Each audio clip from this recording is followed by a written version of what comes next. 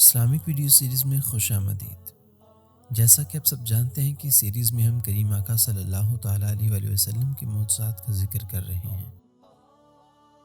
آقا کریم صلی اللہ تعالیٰ علیہ وآلہ وسلم کے بے شمار معجزات ہیں، جن میں سے ایک حضرت سعد بن ابی وقاص رضی اللہ تعالیٰ عنہ کا خواب بھی ہے۔ حضرت سعد بن ابی وقاص رضی اللہ تعالیٰ عنہ فرماتے ہیں کہ میں نے قبول اسلام سے 3 دن قبل خواب دیکھا کہ میں ایک تاریک اور اندھیرے ماحول میں ہوں، اور پھر مجھے اچانک چاند کی روشنی دکھائی دی۔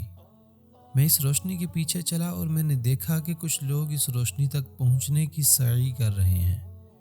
میں بھی ان کے پیچھے چلا اور میں نے دیکھا کہ کچھ لوگ اس تک پہنچنے میں مجھ سے سبقت لے جا چکے ہیں، اور پھر میں ان کے نزدیک ہوا تو میں نے انہیں پہچانا۔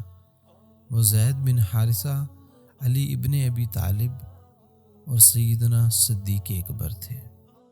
میں نے ان سے پوچھا کہ آپ لوگ کب اس جگہ پہنچے تھے؟ انہوں نے کہا چاند کے روشن ہوتے ہی ہم اس جگہ پہنچ چکے تھے۔ حضرت سعد بن ابی وقاص رضی اللہ تعالیٰ عنہ فرماتے ہیں کہ اس خواب کے 3 دن بعد وادی اجیاد میں میری ملاقات حضور نبی کریم صلی اللہ تعالیٰ علیہ وآلہ وسلم سے ہوئی، اور میں نے آپ سے پوچھا کہ آپ سے کس بات کی دعوت دیتے ہیں؟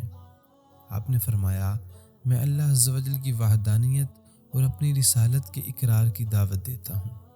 حضرت سعد بن ابی وقاص رضی اللہ تعالیٰ عنہ فرماتے ہیں میں نے حضور نبی کریم رؤوف الرحیم صلی اللہ تعالیٰ علیہ وآلہ وسلم کی بات سن کر کلمہ پڑھ لیا اور بلا تردد اسلام قبول کر لیا۔